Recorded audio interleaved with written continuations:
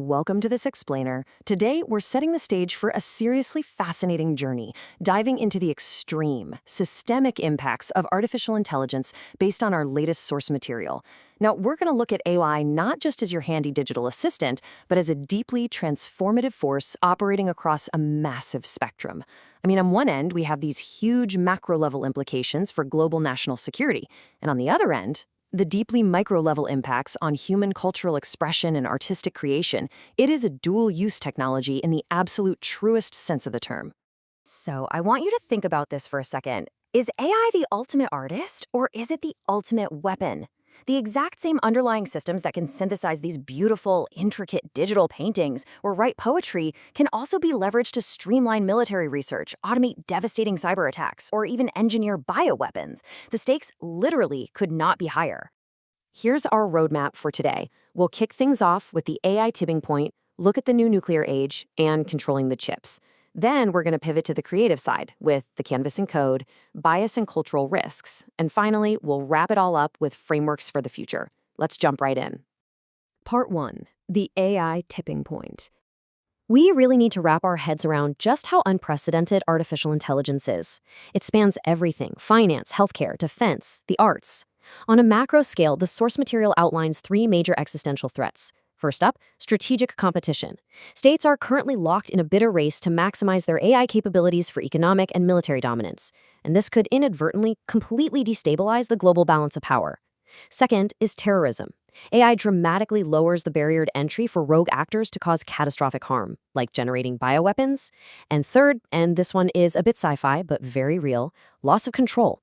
There's a genuine threat that advanced AI agents operating at speeds and intelligence levels way beyond our own might just slip entirely free of human oversight. Moving on to part 2, the new nuclear age. To really get some perspective here, let's look back at our history. Back in 1933, a leading scientist named Ernest Rutherford actually dismissed the idea of harnessing atomic power as quote-unquote moonshine. Literally the very next day, the concept of a nuclear chain reaction was sketched out.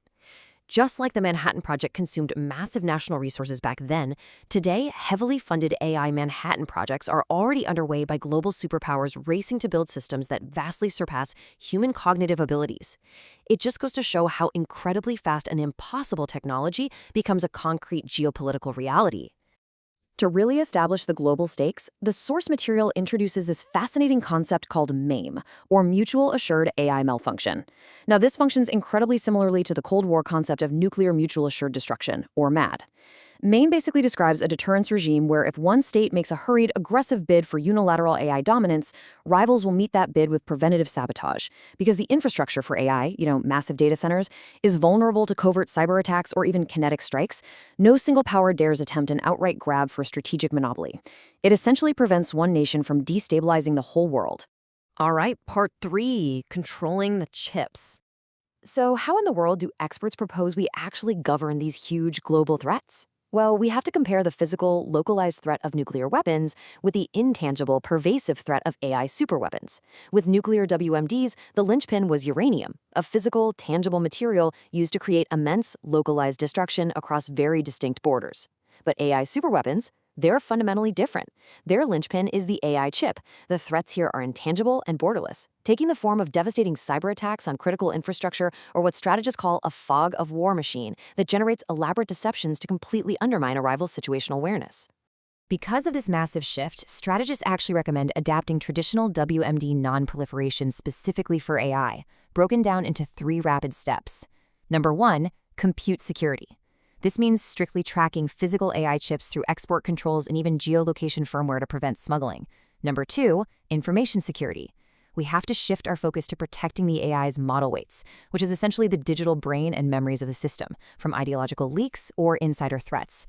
And number 3, AI security.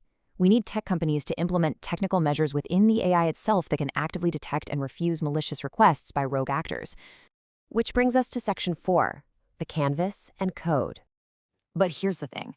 This battle for AI control isn't just happening in military data centers. It is happening right now in the art studio. At the micro level, AI acts as a collaborative co-creator in visual arts, music, literature, and digital media.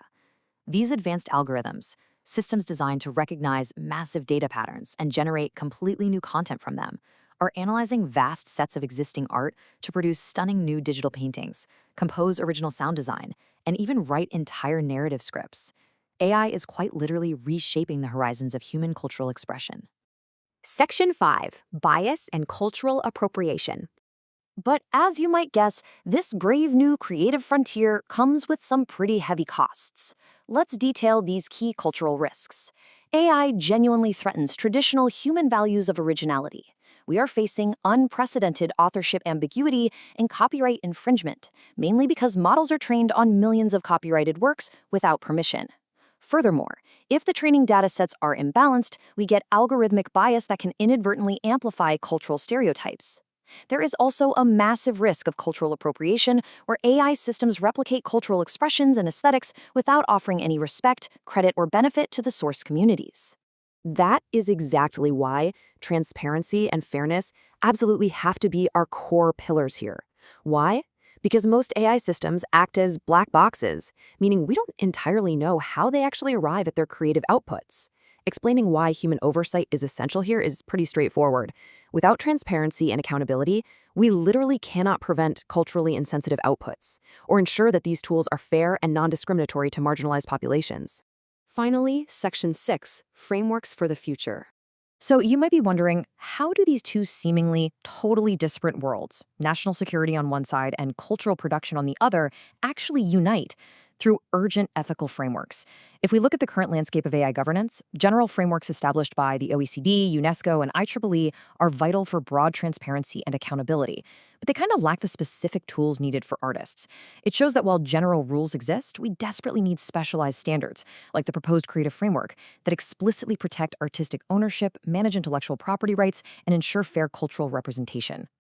To solve what experts call wicked problems, basically massive issues with messy, ambiguous requirements and a ton of unintended consequences, we can walk through this newly proposed 4-layer framework.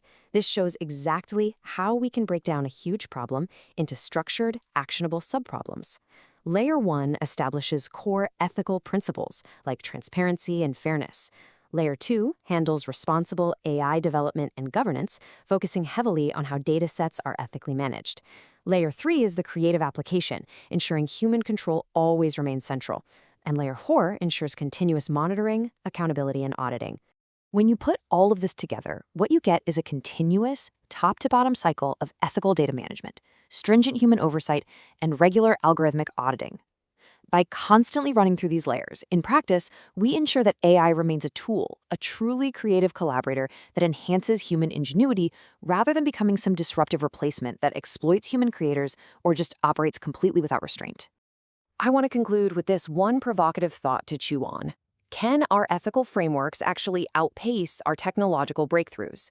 Whether we are establishing a global deterrence regime to prevent an AI-driven global war, or simply designing algorithms to protect the cultural heritage of a local artist, the core mission is exactly the same. We absolutely must govern this technology proactively. I hope this explainer has summarized the dual need for national deterrence and cultural preservation and leaves you eager to explore the future of human-machine collaboration. Thanks for joining me.